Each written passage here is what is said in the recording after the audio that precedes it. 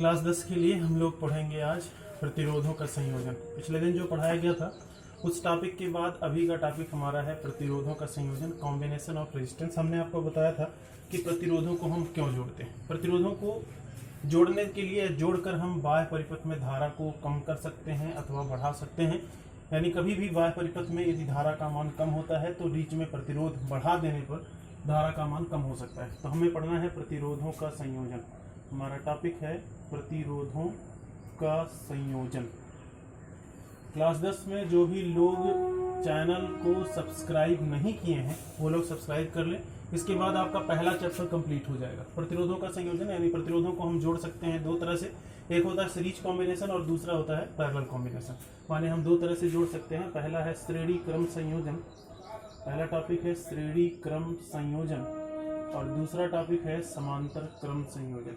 तो हम प्रतिरोधों को दो तरह से जोड़ सकते हैं, एक श्रेणी क्रम संयोजन और दूसरा है समांतर क्रम संयोजन। समांतर क्रम संयोजन माने हम प्रतिरोध को दो तरह से जोड़ सकते हैं, एक है श्रेणी क्रम संयोजन और दूसरा है समांतर क्रम संयोजन। सबसे पहले हम पढ़ते हैं श्रेणी क्रम संयोजन क्या है, किस प्रकार का संयोजन श्रेणी क्रम संयोजन कहलाता है। जोड़े जाने वाले जितने भी प्रतिरोध हैं, यदि हम उन प्रतिरोधों के में से पहले प्रतिरोध का दूसरा सिरा आपस में जोड़ दें, पहले प्रतिरोध का दूसरा दूसरे के पहले से और दूसरे का दूसरा तीसरे के पहले से, तीसरे का दूसरा चौथे के पहले से, और इसी प्रकार अगर हम जोड़ते जाते हैं तो इस प्रकार के संयोजन को हम श्रेणी क्रम संयोजन कहते हैं। जैसे मान लीजिए हमारे पास दो ये प्रतिरोध हैं, ये पहले का दूसरा सिरा है, इसको हम दूसरे के पहले के साथ जोड़ दें और इसके बाद हमारे पास ये तीसरा है और तीसरे को इसके साथ जोड़ दें, तो इस प्रकार का संयोजन कहलाएगा श्रेणी क्रम संयोजन। तो श्रेणी क्रम संयोजन क्या है हम लोग जान चुके हैं। जोड़े जाने वाले सभी प्रतिरोधों में से पहले प्रतिरोध का दूसरा सिरा दूसरे प्रतिरोध के पहले सिरे से और दूसरे का दूसरा तीसरे के पहले से, और इसी प्रकार अगर जोड़ते जाते हैं तो उस संयोजन का नाम है श्रेणी क्रम संयोजन। हमें पढ़ना है श्रेणी क्रम संयोजन में तुल्य प्रतिरोध। माने अगर हम श्रेणी क्रम में जोड़ते हैं तो कितना रिजल्ट आएगा, तुल्य प्रतिरोध का व्यंजक। माने हमारा टॉपिक है श्रेणी क्रम संयोजन में तुल्य प्रतिरोध का व्यंजक। माने प्राप्त करना है कि क्या फार्मूला होगा जिसके जरिए हम जोड़ने पर कुछ ना कुछ मान आएगा, तो उस मान को हम कैसे कैलकुलेट कर सकते हैं। श्रेणी क्रम संयोजन को पढ़ने के लिए हमने आपको बताया हमारे पास मान लेते हैं, माना कि तीन प्रतिरोध हैं, माना कि तीन प्रतिरोध क्रमशः R1 R2 व R3 ओम के हैं, जिनको श्रेणी क्रम में जोड़ना है। श्रेणी क्रम में जोड़ना, तो हमारे पास तीन प्रतिरोध हैं, इनको हम श्रेणी क्रम में जोड़ेंगे। पहला प्रतिरोध है R1 ओम का और पहले के दूसरे सिरे से हम दूसरे प्रतिरोध के पहले सिरे को जोड़ देंगे, जैसा चित्र में दिखाया जा रहा है वो R2 ओम का है। और इसी प्रकार तीसरे प्रतिरोध का पहला सिरा दूसरे के पहले सिरे से दूसरे के दूसरे सिरे से जोड़ देंगे, जिसका नाम R3 प्रतिरोध है। तो हम R1 R2 R3 को कौन से क्रम में जोड़ेंगे, श्रेणी क्रम में। हमें पता करना है कि इन तीनों को अगर हम जोड़ते हैं तो जोड़ने के बाद मान कितना आएगा, किस फार्मूले के जरिए हम ये मान पता कर सकते हैं। उसके लिए हम मान लेते हैं हमारे पास बिंदु A और B के बीच में दो प्रतिरोध आपस में जुड़े हुए हैं, तीन प्रतिरोध जुड़े हुए हैं श्रेणी क्रम में। इस सिस्टम को एक 20 वोल्ट की बैटरी के साथ जोड़ दिया जाता है। पूरे सिस्टम को एक 20 वोल्ट की बैटरी के साथ जोड़ देते हैं, ये पॉजिटिव है और ये नेगेटिव है। जैसा चित्र में दिखाया गया ऐसे ही जोड़ दिया हमने तीन प्रतिरोधों को। मान लेते हैं परिपथ में बहने वाली धारा I है। हमने मान लिया परिपथ में बहने वाली धारा क्या है, I है। तो सभी प्रतिरोधों में चूंकि एक ही रास्ते पर जुड़े हैं इसलिए सब में पूरे परिपथ में बहने वाली धारा भी I होगी। हमने मान लिया, माना कि बिंदुओं A व B के बीच विभवांतर, माने A और B के बीच में विभवांतर V वोल्ट है। कितना है, V वोल्ट है, तथा पूरे परिपथ में बहने वाली धारा, पूरे परिपथ में बहने वाली धारा I है। बहने वाली धारा कितनी है, I। पूरे परिपथ में बहने वाली धारा I है। तो प्रत्येक के सिरों पर विभवांतर अलग अलग होगा, क्योंकि धारा एक समान है लेकिन प्रतिरोध तो अलग है। ओम के नियम से V बराबर आई आर से प्रत्येक के सिरों पर विभवांतर अलग होगा। हमने माना कि प्रतिरोधों के सिरों पर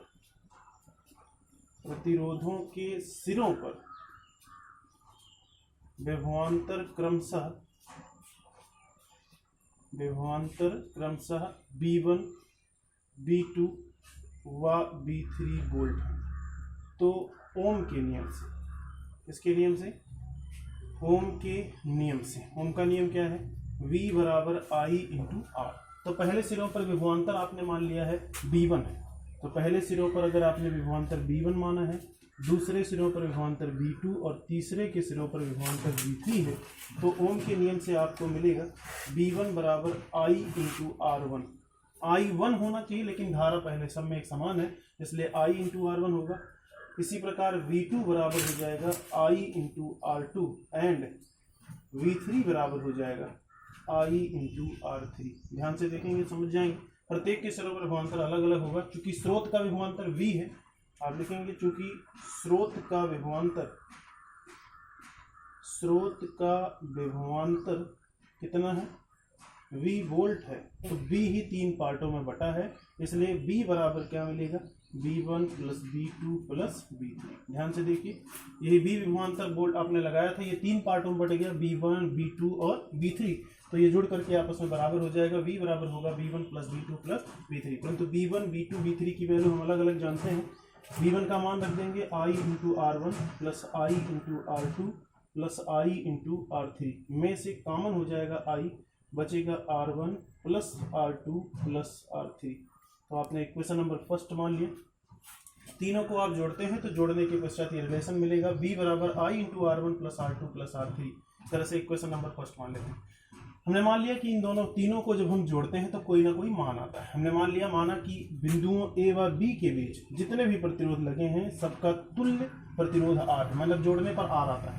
माना कि बिंदुओं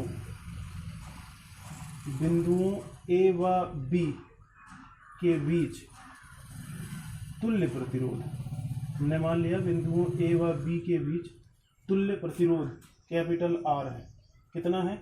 कैपिटल R। तो अब यहाँ पर 3 प्रतिरोध नहीं है, बल्कि कितने हो गए? एक ही प्रतिरोध है जिसका मान कितना है?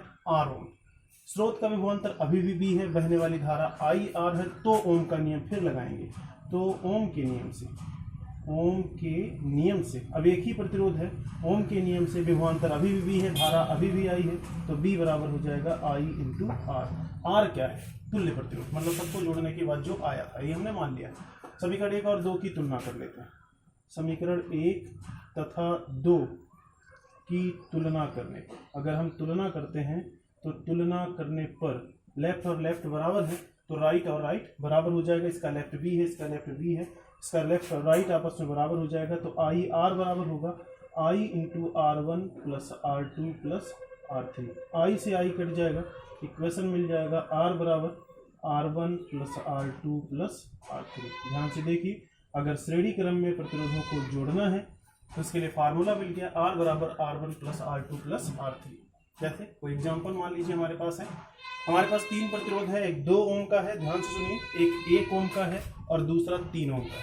2 ओम, 1 ओम और 3 ओम, इन तीनों को आपस में श्रेणी क्रम में जोड़ना है। आपसे पूछा गया तुल्य प्रतिरोध याद करिए, तो फार्मूले में रख देंगे R1 plus R2 plus R3। R1 का मान 2 ओम, R2 का मान 1 ओम, R3 का मान 3 ओम। जोड़ लेंगे 3, 2, 5, 1, 6 ओम, तो टोटल रिजल्ट हो जाएगा 6 ओम। हमने पढ़ लिया प्रतिरोधों का संयोजन। श्रेणी क्रम में जोड़कर हम बाह्य परिपथ में प्रतिरोध का मान बढ़ा सकते हैं, इसमें प्रतिरोध बढ़ेगा। माने जब कभी प्रतिरोध बढ़ाना है और धारा का मान कम करना है तो हम श्रेणी क्रम में जोड़ सकते हैं। दूसरी तरह क्या है? समांतर क्रम संयोजन। अब ये क्या है समांतर क्रम संयोजन? समांतर क्रम में संयोजन का मतलब हुआ हम प्रतिरोधों को समांतर क्रम में जोड़ते हैं। तो पहले ये जाने कि समांतर क्रम संयोजन क्या है। हमारे पास 3 प्रतिरोध हैं, हमारे पास जैसा चित्र में दिखाया गया, हमने जैसा दिखाने का प्रयास किया। हमारे पास 3 प्रतिरोध हैं। यदि तीनों के प्रथम सिरे को एक स्थान से और तीनों के द्वितीय सिरे को एक स्थान से जोड़ दिया जाए तो इस व्यवस्था का नाम होगा समांतर क्रम संयोजन। मतलब तीनों जोड़े जाने वाले जितने प्रतिरोध हैं सबके एक सिरे को एक स्थान से और दूसरे सिरे को एक स्थान से जोड़ दें तो इस व्यवस्था का नाम है समांतर क्रम संयोजन। जो आपको बताया जा रहा है इसको लिखेंगे भी।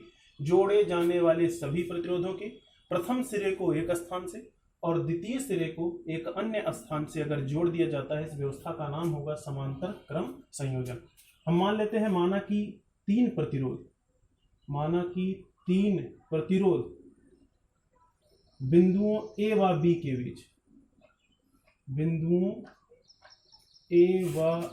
के बीच, समांतर क्रम में जुड़े हैं। कौन से क्रम में?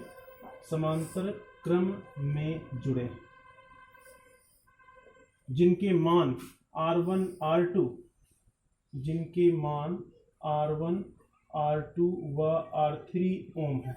हमने मान लिया हमारे पास तीन प्रतिरोध हैं, तीनों बिंदुओं ए व बी के बीच में समांतर क्रम में जोड़े गए। ये बिंदु ए है और इसको हमने बिंदु बी मान लिया। कितने प्रतिरोध हैं? तीन। कौन से क्रम में जुड़े हैं? समांतर क्रम में। समांतर क्रम आपको बताया गया। जोड़े जाने वाले सभी प्रतिरोधों के पहले सिरे को एक स्थान से और दूसरे सिरे को एक स्थान से अगर जोड़ दिया जाता है तो इस व्यवस्था का नाम है समांतर क्रम संयोजन। जैसा चित्र में दिखाया गया इसी तरह से हमने जोड़ लिया है। पहला है R1, दूसरा है R2 और तीसरा है R3। सभी का पहला सिरा A से, सभी का दूसरा सिरा B से। अगर इस प्रकार जोड़ दिया जाता है तो व्यवस्था का नाम समांतर क्रम संयोजन है। हमने मान लिया बिंदुओं ए बी के बीच में एक B वोल्ट की बैटरी भी लगा दी गई। क्या लगाते हैं? B वोल्ट की बैटरी। ये पॉजिटिव होगा और ये नेगेटिव। बहने वाली धारा की दिशा सदैव नेगेटिव से पॉजिटिव होगी। हमने मान लिया इस बैटरी से निकलने वाली धारा I है। जैसे ही बिंदु A पर ये करंट पहुंचेगी, ध्यान से देखिए, तीन रास्ते हैं, तीनों रास्तों पर अलग अलग करंट जाएगी। हमने मान लिया पहले प्रतिरोध में बहने वाली धारा I1 है, दूसरे प्रतिरोध में बहने वाली धारा I2 है, तीसरे प्रतिरोध में बहने वाली धारा I3 है। फिर ये दोनों यहाँ पहुंचेंगे और सभी धाराएं आपस में मिलकर फिर करंट I बन जाएगा। तो यहाँ होगा I1, I2 और I3। परिपथ की धारा कितनी थी? I। कितने भागों में बटी? तीन। इसका मतलब तीनों भागों का योगफल परिपथ की धारा के बराबर होगा। तो हम मान लेते हैं माना कि स्रोत का विभव, जो स्रोत आपने लगाया है उसका विभव, स्रोत का विभव V वोल्ट है। कितना है? V वोल्ट है तथा प्रत्येक प्रतिरोध में धाराएं अलग अलग होंगी, एक समान नहीं हो सकती हैं। इसमें विभव एक समान होगा। जितने भी प्रतिरोध आप लगाए हैं सबके सिरों पर विभवांतर एक समान होगा, लेकिन धाराएं अलग होंगी। जबकि सीरीज में सब में धारा एक समान थी, जबकि विभवांतर अलग अलग था। प्रत्येक प्रतिरोध माना कि प्रत्येक प्रतिरोध में बहने वाली धाराएं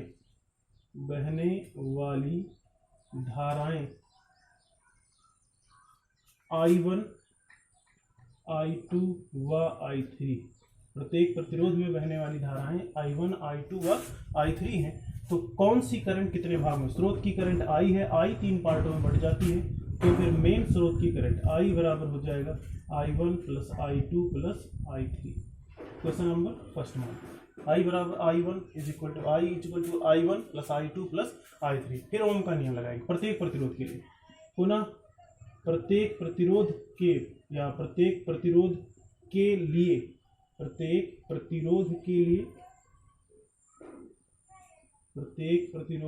लिए ओम के नियम से क्या लगाएंगे? ओम के नियम से। जितने भी प्रतिरोध लगाए हैं, रखे हैं आप, सब पर ओम का नियम लगाते हैं।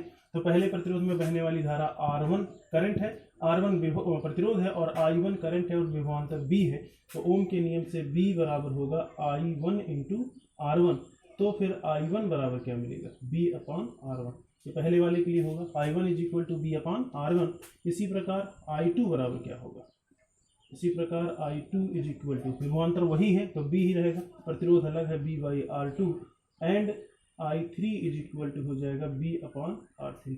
I1, I2, I3 का मान समीकरण 1 में रखेंगे। पुनः लिखेंगे I1, I2 व I3 का मान समीकरण 1 में रखने पर, कहाँ रखेंगे?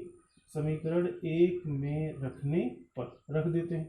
समीकरण 1 क्या है? I is equal to I1 plus I2 plus I3, उसमें रख देते हैं। तो I बराबर आपको मिलेगा, I1 की वैल्यू है B upon R1 plus B upon R2 plus B upon R3। कुछ कॉमन हो जाएगा अंश में से B, तो बचेगा 1 upon R1 plus 1 upon R2 plus 1 upon R3। ध्यान से देखिए, जान जाएंगे। क्वेश्चन नंबर सेकेंड हो गया। अब हम मान लेते हैं कि जितने भी प्रतिरोध हमारे पास यहाँ है, 3 है, एक R1 है, दूसरा R2 है, तीसरा R3। जब इनको जोड़ेंगे तो कोई ना कोई मान आएगा, वो तुल्य प्रतिरोध R है।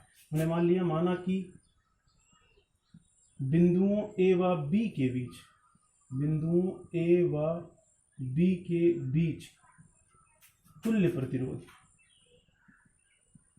प्रतिरोध R ओम है। हमने मान लिया तुल्य प्रतिरोध कितना है, R ओम।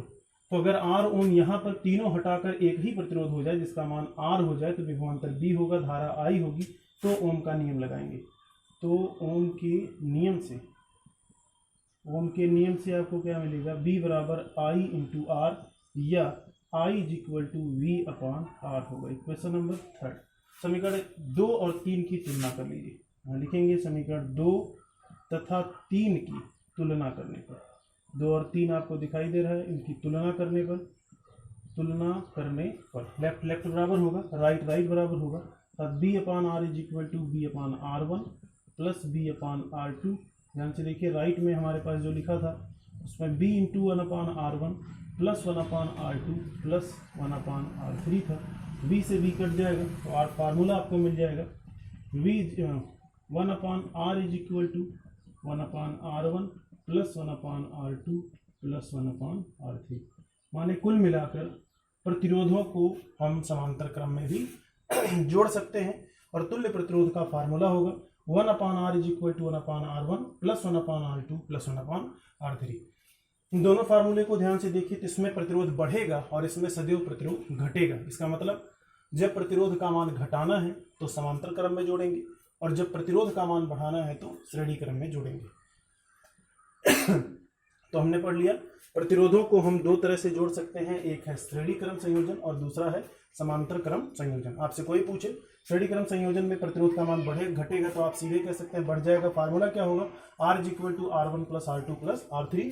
समांतर क्रम में प्रतिरोध का मान सदैव घटेगा, फार्मूला क्या होगा 1/R is equal to 1/R1 plus 1/R2 plus 1/R3। ये आपका डेरिवेशन है। इस प्रकार आपका ये पहला चैप्टर वैद्युत क्षेत्र, वैद्युत धारा और ओम का नियम, ये समाप्त हो जाता है। इतना ही पहले चैप्टर में है। तो आप कुल मिलाकर इलेक्ट्रिसिटी का पहला चैप्टर समाप्त कर लिए हैं। 3 चैप्टर हमें केवल और पढ़ने हैं। आपकी किताब में 2 ही चैप्टर हैं, लेकिन आपको 3 चैप्टर के नाम से पढ़ाया जाएगा। दूसरा चैप्टर है वैद्युत धारा का ऊष्मीय प्रभाव, उसके बाद वैद्युत धारा का चुंबकीय प्रभाव और विद्युत चुंबकीय प्रेरण। इलेक्ट्रिसिटी खत्म हो जाएगी। तो इलेक्ट्रिसिटी का पहला चैप्टर आज आपने पढ़ लिया। आखिरी टॉपिक था वैद्युत प्रतिरोधों का संयोजन।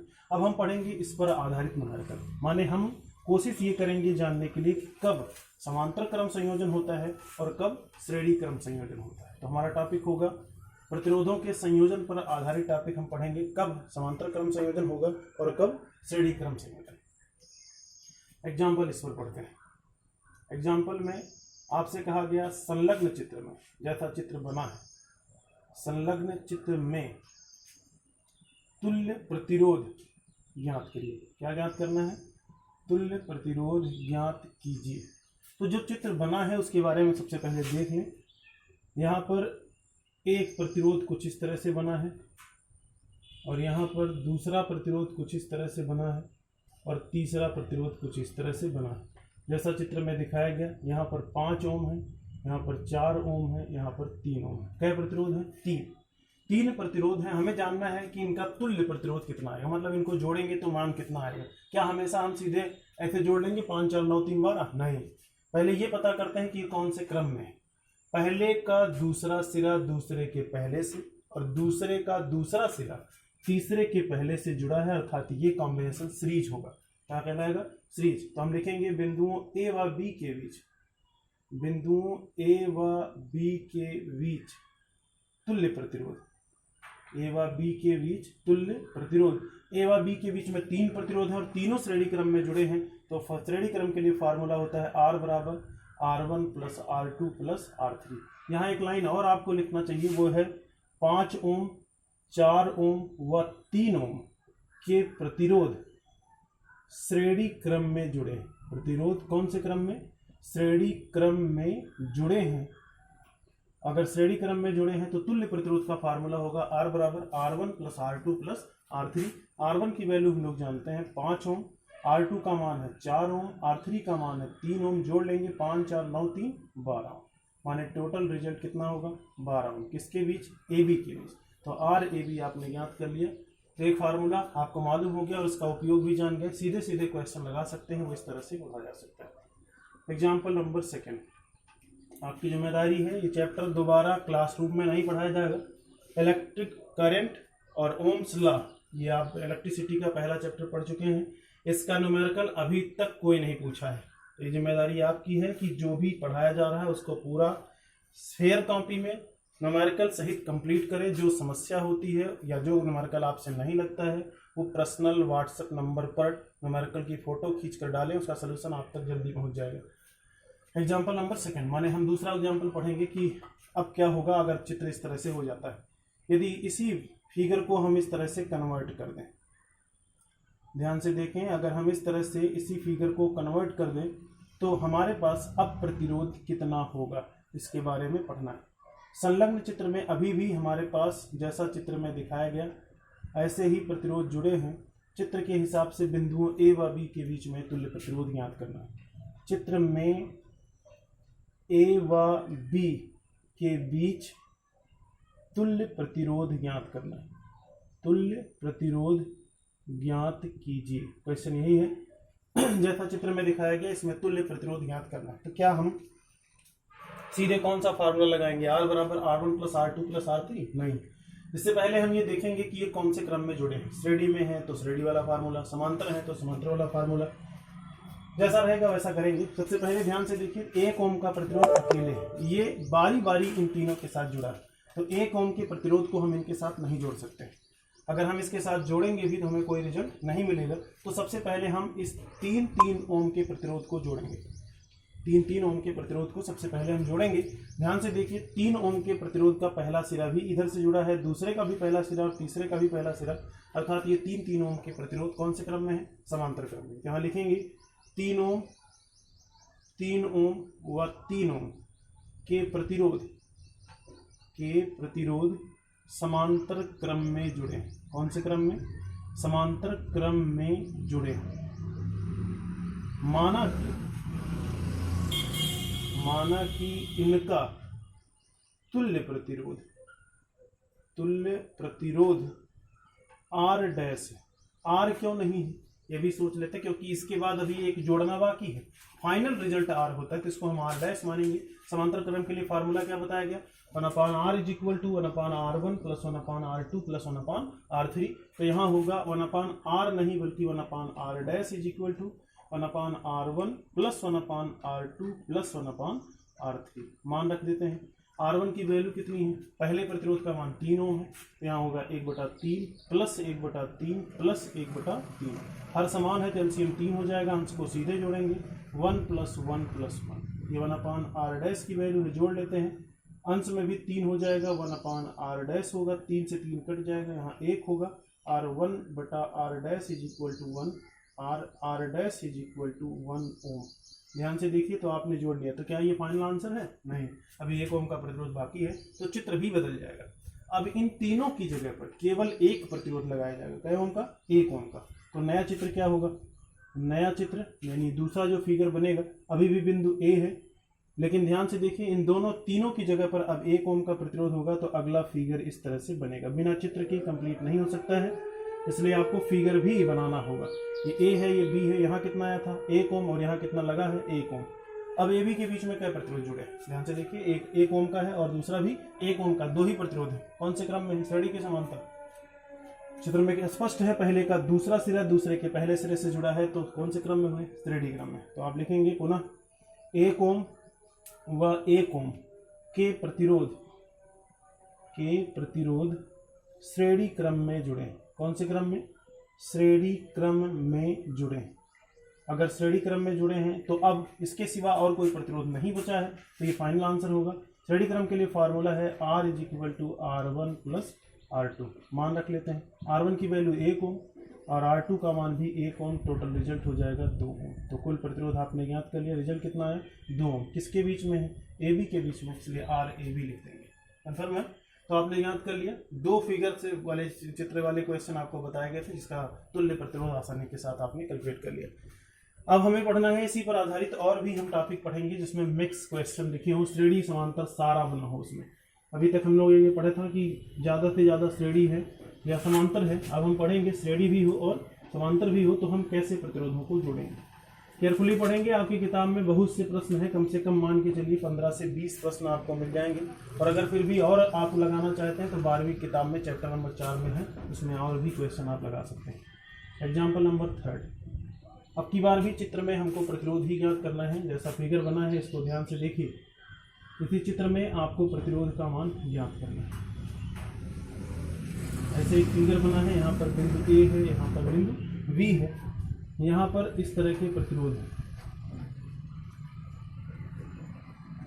इस तरह से प्रतिरोध बने हुए हैं। यहाँ पर 2 ओम का प्रतिरोध है, यहाँ पर भी 2 ओम का प्रतिरोध है और यहाँ पर 4 ओम का प्रतिरोध है। चित्र स्पष्ट है। कितने प्रतिरोध हैं? 3।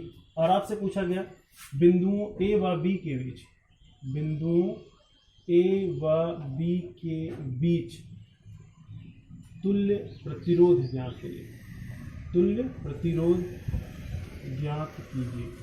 ए बी के बीच में तुल्य प्रतिरोध ज्ञात करना। तो ए बी के बीच में, बिंदुओं ए बी के बीच में ज्ञात करना, इसका मतलब ए बी पर लगा हुआ प्रतिरोध स्थिर हो जाएगा। तो इस 4 ओम को सबसे पहले नहीं जोड़ेंगे, सबसे पहले इन दोनों के बारे में सोचते हैं। जो चित्र बना है उसको ध्यान से देखिए, तो उसी फिगर को हम इस तरह से बना सकते हैं। अगर उस तरह जिस तरह से बना है वैसे थोड़ा कम समझ में आएगा, क्योंकि ये तार लगा है इसलिए जैसा चाहे उस तरह से आप मोड़ सकते हैं। उसी फिगर को आप ऐसे भी जोड़ सकते हैं, और अगर इस तरह से जोड़ते हैं तो शायद ज़्यादा स्पष्ट हो जाएगा।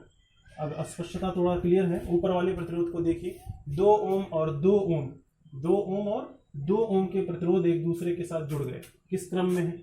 2 ओम, पहले 2 ओम का दूसरा सिरा दूसरे 2 ओम के पहले सिरे से जुड़ा है, तो जो पहले का दूसरा दूसरे के पहले जुड़ता है, श्रेणी क्रम होता है। तो यहाँ लिखेंगे 2 ओम व 2 ओम के प्रतिरोध आपस में श्रेणी क्रम में जुड़े। आपस में कौन से क्रम में? श्रेणी क्रम में जुड़े। तो ये आपस में कौन से क्रम में जुड़े हैं? श्रेणी क्रम में। तो क्या एक फाइनल आंसर है? नहीं। तो अगर फाइनल आंसर नहीं है तो इसका तुल्य प्रतिरोध होना पान आर डैश। श्रेणी के लिए फार्मूला लगाएंगे, R dash is equal to R1 plus R2, 2 ही है इसलिए R dash is equal to R1 plus R2 होगा। R1 की वैल्यू कितनी है? 2 ओम। तो यहाँ लिखेंगे 2 ओम प्लस 2 ओम, जोड़ लेंगे कितना आएगा? 4 ohm. R dash is equal to 4 ohm होगा, तो ये क्लियर आंसर नहीं होगा। इसके बाद आपका फिगर बदल जाएगा, इस दोनों की जगह पर एक ही प्रतिरोध आ जाएगा। अगला चित्र जो इस तरह से बनेगा, ए बी के बीच में 4 ओम का लगा था और इन दोनों को जोड़े थे, कितना आया? 4 ओम। तो यहाँ पर भी 4 ओम लिख देंगे। अब ये दोनों कौन से क्रम में जुड़े, फिर से एक बार देखते हैं। इस 4 ओम का पहला सिरा जहाँ जुड़ा है, ऊपर वाली 4 ओम का भी पहला सिरा वही जुड़ा है, इसलिए ये कौन सा क्रम हुआ? समांतर क्रम। तो यहाँ लिखेंगे पुनः 4 ओम व 4 ओम समांतर क्रम में जुड़े। कौन से क्रम में? समांतर क्रम में जुड़े। अगर 4 ओम और 4 ओम समांतर क्रम में जुड़े हैं तो इनका तुल्य प्रतिरोध, अब तो और कुछ बचा नहीं, तो तुल्य प्रतिरोध 1/r होगा।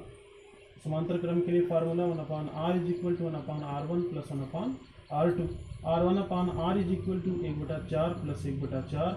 सिंप्लीफाई करेंगे, 1/r इज इक्वल टू 4 2/4 और 1/r इज इक्वल टू 1/2 ऊपर कर देंगे तो r बराबर हो जाएगा 2 ओम। तो आपने ज्ञात कर लिया, ये आर ए बी होगा, ए बी के बीच में तुल्य प्रतिरोध था। रिजल्ट कितना है?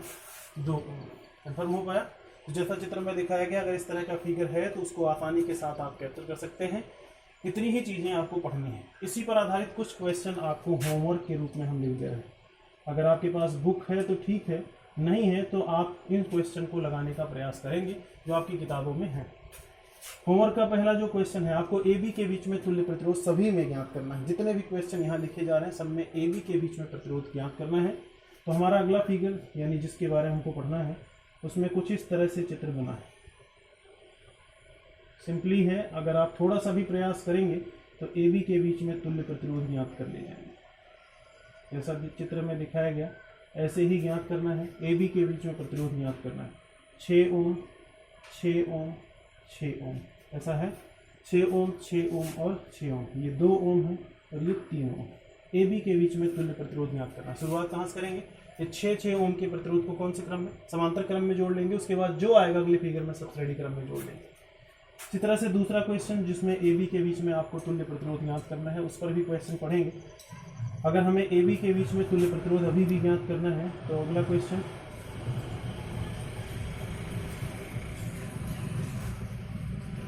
ऐसे बना है।